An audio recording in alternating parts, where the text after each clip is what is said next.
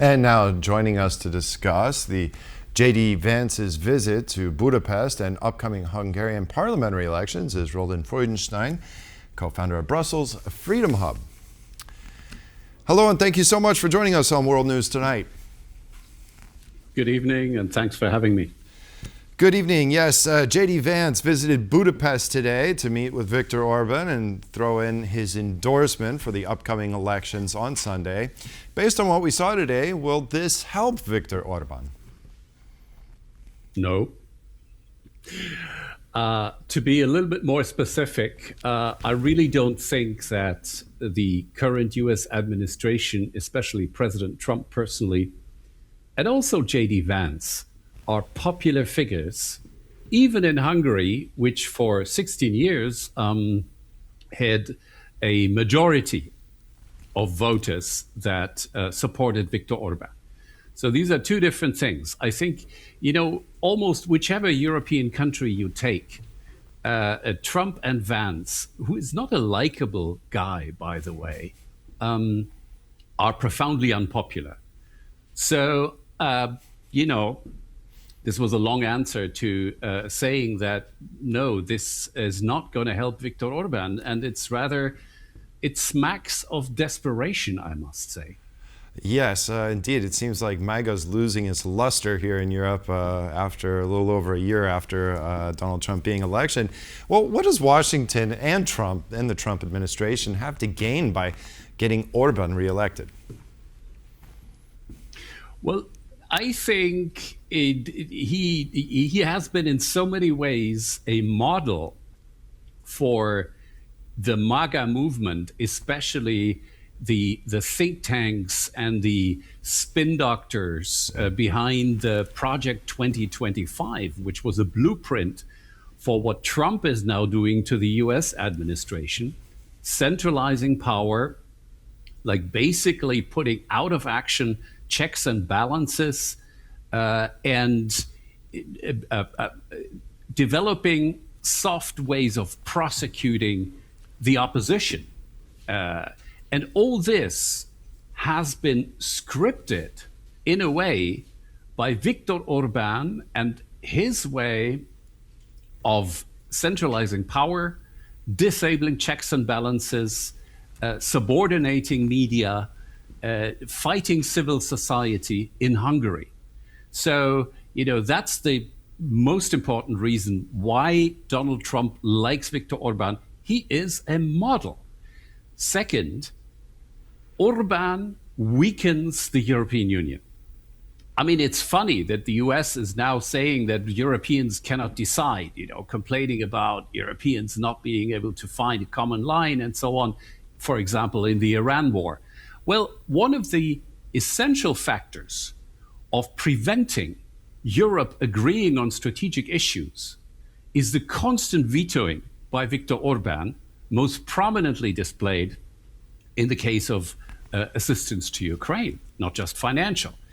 But I mean, Orbán is also a general friend to all autocrats of the world, and therefore vetoing any resolutions of the European Council or decisions of the European Council that may push back against these autocrats. So that's the second big reason.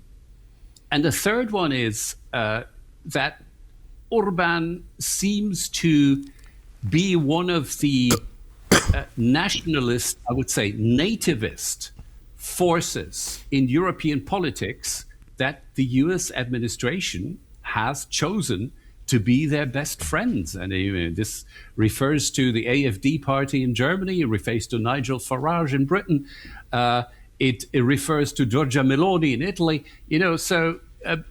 Most European countries have a far-right force. Some are more moderate than others, but they're all big friends with the Trump administration. And again, Orbán is one of the most important of them, and certainly the most colorful leader. Speaking of autocrats, Moscow also wants Orbán reelected since he's their number one ally in the European Union. Now that so much information has come out about the very close relations between Budapest and Moscow, if Orbán is successful, how will the EU likely react? I think the EU will even more intensely work on a workaround against Hungarian vetoes. So that means relying even more on coalitions of the willing, maybe reenacting the procedure to withdraw voting rights from Hungary, although that is a very long-term thing. And actually, according to the current treaties, impossible as long as Hungary is covered by a second government, and at the moment that would be Slovakia. So I think the workaround method, trying to take decisions without Hungary, maybe not even in the purely formal context of the European Council, but actually pragmatic solutions where, let's say, 25 of 27 member states get together and do something together, and Hungary is not able to block it. In the long run, however, of course, we will have to alter the decision-making mechanisms and give a much stronger weight to majority decision-making in order to avoid Hungary's veto to block important developments. And one final question here, and I need a quick answer on this one. Has JD Vance's and Donald Trump's support for Orbán, has it crossed the line in not interfering in the internal affairs of other states? It's outlined in the Vienna Convention on Diplomatic Relations. It's been a long-lasting norm. Does this constitute election interference in your opinion? Well, legally, probably not. And Vance has emphasized that this is all about Hungary and the United States and the golden era of their relations. Well, nonsense. Of course, it's an intervention. Of course, it is helping Orbán, or trying to help Orbán, in an election campaign which he's losing.